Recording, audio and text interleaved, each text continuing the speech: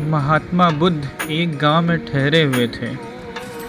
प्रतिदिन शाम को वहां पर सत्संग करते थे। भक्तों की भीड़ होती थी क्योंकि उनके प्रवचनों से जीवन को सही दिशा बोध प्राप्त होता था। बुद्ध की वाणी में गजब का जादू था।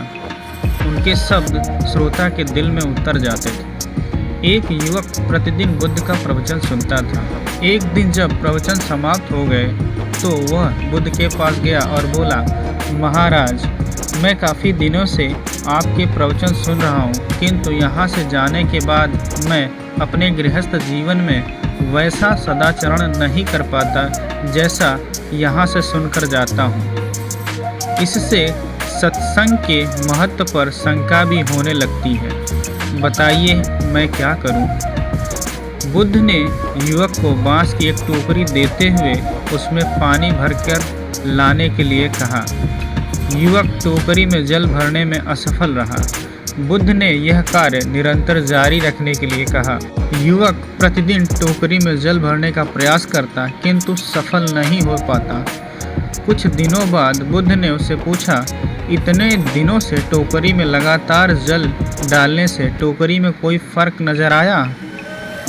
युवक बोला, एक फर्क जरूर नजर आया।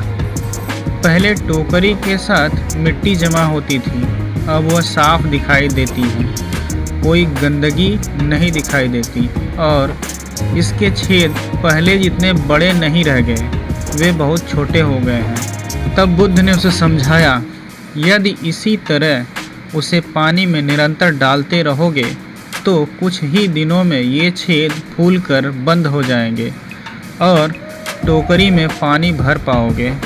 इसी प्रकार जो निरंतर सत्संग करते हैं उनका मन एक दिन अवश्य निर्मल हो जाता है। अवगुणों के छिद्र भरने लगते हैं और गुणों का जल भरने लगता है।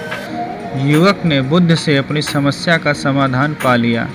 निरंतर सत्संग से दुर्जन भी सज्जन हो जाते हैं, क्योंकि महापुरुषों की पवित्र वाणी उनके मानसिक विकारों को दूर कर उनमें सद्विचार का आलोक प्रसारित कर देती है। ठीक इसी प्रकार निरंतर अभ्यास से सफलता की निश्चितता सुनिश्चित हो जाती है। इसलिए जीवन में अभ्यास करना कभी न छोड़ें।